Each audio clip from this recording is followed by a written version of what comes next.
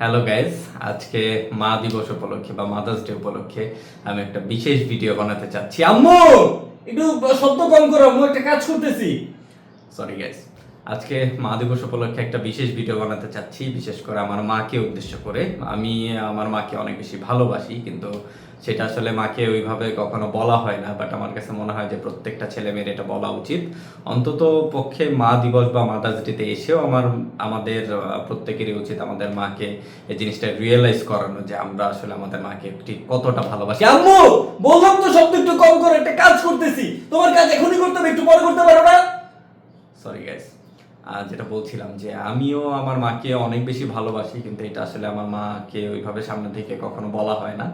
তাই আজকে এই বিশেষ ভিডিওটা আমি আমার মাকে উৎসর্গ করতেছি, এবং আমি আশা করতেছি আমার মা সোশ্যাল মিডিয়ায় সেই ভিডিওটা দেখবে এবং বুঝতে পারবে যে আমরাও আসলে বা আমিও আমার মাকে ঠিক কতটা ভালোবাসি। আরে সমস্যা কি তোমার আম্মু? তোমার জন্য একটা কাজ করা যায় না, একটা বলতেছি, একটা ভিডিও বানাইতেছি, তোমার ঠুন ঠুন ঠুন ঠুন এখনই করতে হবে, কিচ্ছু করা যাবে তোমার জন্য।